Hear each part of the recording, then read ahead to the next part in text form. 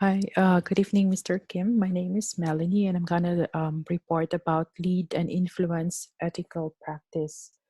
The report would be based on the Enron trial and account, um, how to influence the development and review of policies and procedures to include and address ethical consideration. Standards, procedures, and expectations help to focus the energy of employees and agents on achieving enterprise goals and objectives. Responsible governance, flow of authority, responsibility, and accountability. There are three steps process to establish policy guidelines. First, they delegate some measures of authority to the managers. Second, they establish the purpose of the enterprise, including the value it brings to its community. Third, they establish clear limitations or constraints on the exercise of the authority they granted.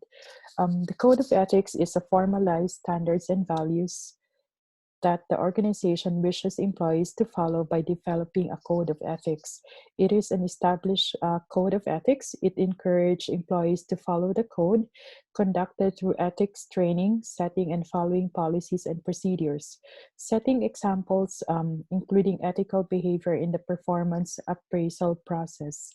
Um, Research, analyze, develop, and implement policies and procedures to allow individuals to safely report breaches of ethical conduct and for remedying breaches of ethical conduct. The Code of Conduct is a formal document that outlines the standards of acceptable workplace behavior and ethical decisions for all employees, including the owners, provides a clear guidance on what to do and not to do on the job, discipline, and penalty procedures. Um, Reporting breaches is to helps to eliminate reluctance in reporting breaches. Employers must encourage the use of anonymous hotlines. However, this could be less feasible when it comes to breaches of professional ethics. The employer can initiate an investigation with the employee's manager. A professional association or licensing body needs written details. Um, Investigation process usually starts once a report is submitted. Investigating the breach quickly commences to gather the facts. The investigative body will review the details and collect evidence to see if the report is valid, and then the professional accused will be notified and given an opportunity to respond with the evidence. Um, Penalty basics. The penalty components of a code of conduct let the employees know in advance what to expect if they violate a code. Discipline and procedures and policies should be clearly laid out in the code of conduct so there is no gray area regarding penalties.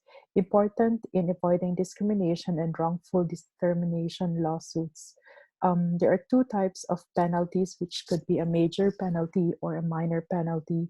Major penalties are breaches that are severe that could require harsher penalties even on first offense. This could include acts of violence, threats towards co-workers or managers, theft or abuse of power.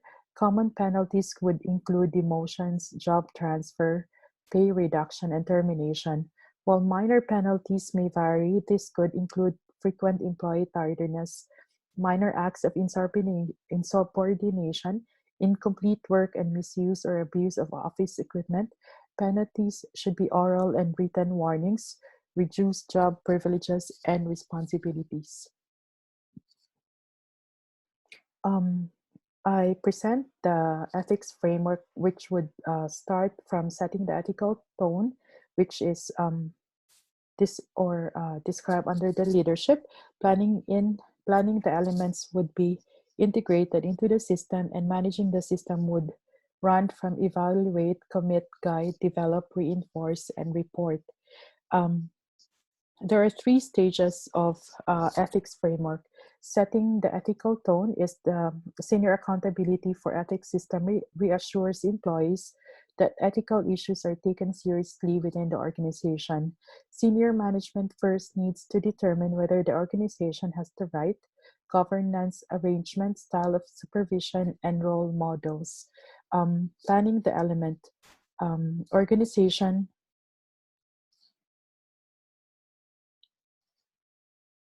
Organizational need to assign an ethics officer or an ethics committee to design, implement, and maintain the ethics system.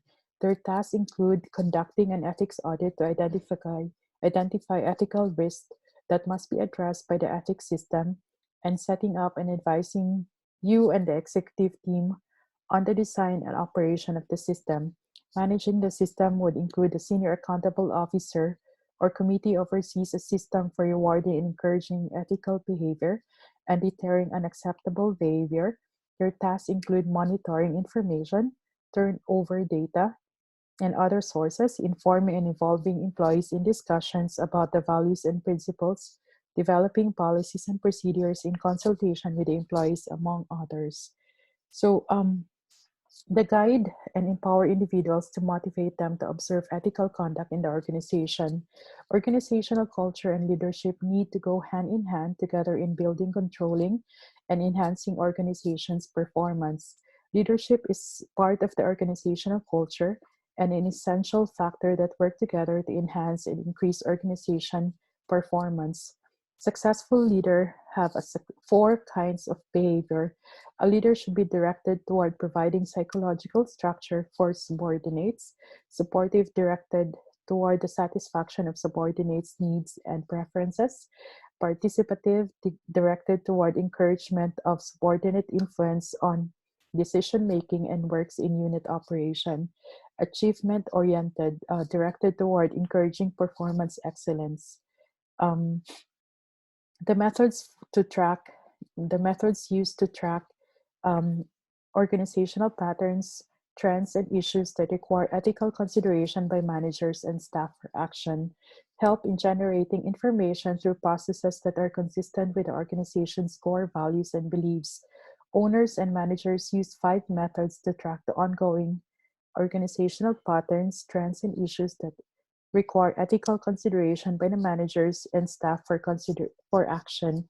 This would be the monitoring ongoing operations, auditing books, records, and process documentation, responding to employees and agents seeking advice and reporting concerns, investigating incidents and reports, and engaging the stakeholders. Um, value based leadership. Incorporate and promote value based leadership in the organization. Values plays a vital role in anybody's lives. Being able to recognize, understand, and articulate one's own values set becomes critical in sound decision making. The ability to identify an employee's corporate values will assist in determining an employee's job performance and allegiance. The alignment between the person's personal values with those of his or her employee, a powerful connection is created. Value based leadership can be defined as leading by example, that is, by doing the right thing for the right reasons and not compromising core principles. A leader who embraces this type of thinking can become very successful in fostering strategic vision and gaining the support and partnership of other potential business partners. Um, an organization can then demonstrate how it chooses to operate, incorporating an exemplary model of principled business leadership by outlining the company's core values in its corporate governance guidelines as follows. The ethics maintain the highest standards with customers, team members, stockholders, and other communities. Customer satisfaction, consider the customers in all they do. Leadership and personal accountability. Every team member contributes to the company's success. Diversity is the respect of differences among team members, customers, and individual communities. And the references for this presentation. Thank you.